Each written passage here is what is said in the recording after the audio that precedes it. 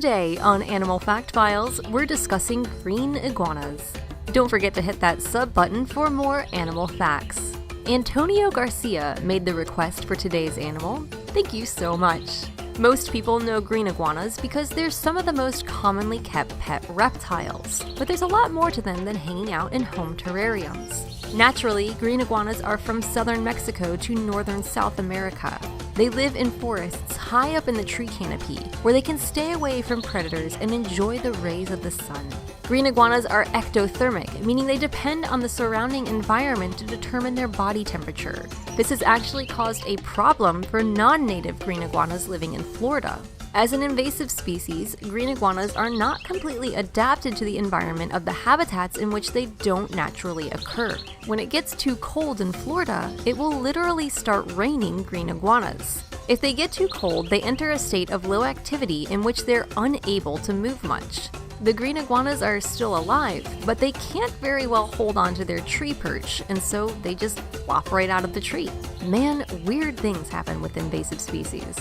In their natural habitat, green iguanas have a hierarchy of older adults living higher in the trees than younger juveniles. These prime spots in the treetops are perfect for getting as much sun as possible and digesting meals. And they can be a source of controversy in the green iguana community. Green iguanas will actually fight one another for the best basking spot, though generally nobody gets hurt too bad.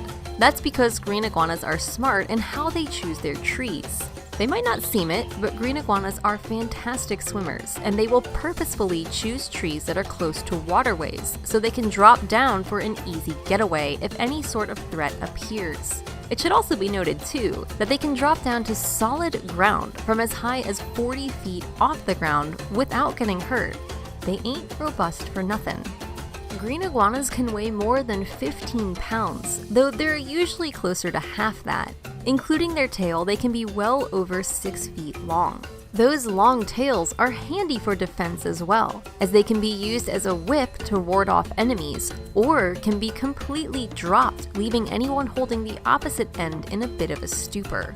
Younger individuals have to watch out for birds of prey, but adult green iguanas don't really face many predators besides humans. Humans capture green iguanas for the pet trade and to use their skin for leather, and also, they eat them. There's even an iguana cookbook. Technically, green iguanas aren't classified as a threatened species. However, they are monitored in terms of trade as their populations have suffered declines from human persecution. That just makes the idea that a government is actually paying people to hunt green iguanas all the more crazy to consider. Though, the green iguana is invasive there. When they can avoid humans, green iguanas may live to be as old as 20. They begin life in an egg, unprotected by their mothers. After hatching, it can be anywhere from 2 to 5 years before they're ready to produce babies of their own. Females sometimes return to the same nesting spot year after year, and they'll even share sites if there's limited availability. And, believe it or not, green iguanas aren't always green. In fact, they can change color just depending on the time of day, time of year, and surrounding temperature. So if you see an orange iguana, it's probably still technically a green iguana. For more facts on green iguanas, check out the links in the description.